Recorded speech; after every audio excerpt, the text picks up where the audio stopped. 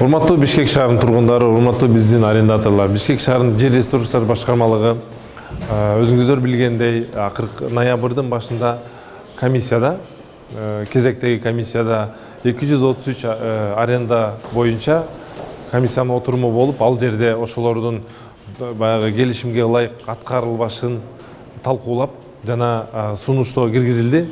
223 арендатор боюнча бул 2002 жылдан 2019 жылга чейин жерди ижарага алып, бир да сом төлөбөгөн арендаторлор боюнча кеп болду.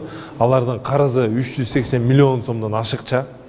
Биз алардын бардыгын бирден кылдат изилдеп, бөлүп, тактап чыктык. Ошонун ичинен 45 биздин арендаторубуз, булар 2002 жылдан баштап 15 жылга жакындады, 19 жылга чейин бир дагы арендасын төлөбөй иштетип жүргөн арендаторлор жерди өздөштүрбөй. Андан тышкары 35 арендаторубуз бул жерлерди убагында алып ижарага, арендасын төлөбөй, жерди өздөштүрбөй жүргөн арендаторлорубуз боюнча дагы УЗРге тапшырма берилди комиссия тарабынан, бир тараптуу жокко чыгаруу келишими боюнча. Мындан тышкары 145 арендаторлорубуз боюнча бир 130 миллион сомго жакын карыздары боюнча бизге комиссиянын чечими менен тийиштүү тапшырма берилди. Эгер бир айдын ичинде баардык ошо биздин арендаторлорубуз 2002 жылдан баштап 2019 жылга чейин ижарага жерди алып алып, акчасын төлөбөй, өздөштүрбөй жүргөн арендаторлор боюнча тийиштүү чараны колдонуп, биздин белгиленген келишимдер аткарылбаса, анда бир тараптуу жокко чыгарып, муниципалдык жерди кайра кайтарып алуу боюнча тапшырма берилди.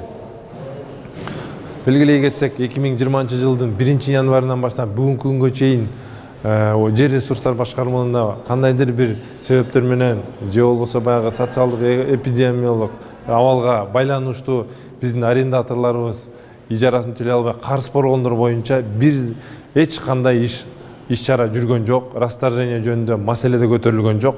Алар боюнча даже комиссияда каралган жок.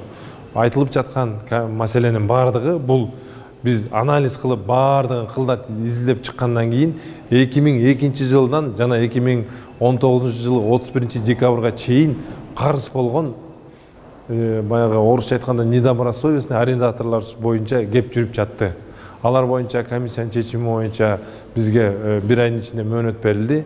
Ар бири менен тийиштүү иш чараны жүргүзүп, ошо өзүбүздүн келишимди бузбоо боюнча, эгер карыздарын төлөп, шарттары боюнча бүт бардыгын ошо берилген документтерин ылайык өздөштүрсө, мэрия тараптан эч бир кандай маселе көтөрүлбөйт.